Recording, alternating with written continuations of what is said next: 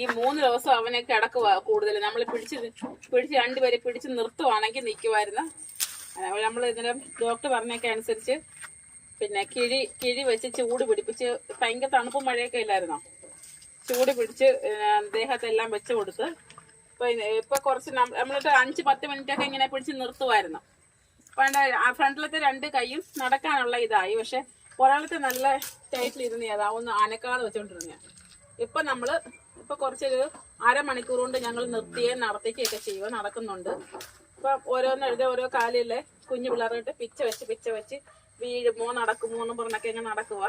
നമ്മള് എരുത്തിനകത്തുനിന്ന് പുറത്തിറക്കി മണ്ണിനകത്ത് ഇപ്പൊ മണ്ണിനകത്തൊരു 15 മിനിറ്റ് ആയി. മൊത്തത്തിൽ ഒരു അരമണിക്കൂർ ഇയാൾ ഇപ്പം നിൽക്കുകയും നടക്കുകയൊക്കെ ചെയ്തു. മറ്റു പ്രശ്നമൊന്നുമില്ല. അവയൊക്കെ തണുപ്പ് ഇച്ചിരി കുഴപ്പമുണ്ട്.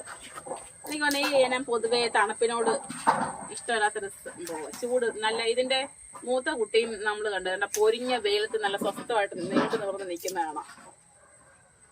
തണുപ്പ് ഇഷ്ടമില്ലാത്ത കൂട്ടത്തിലായിരിക്കും.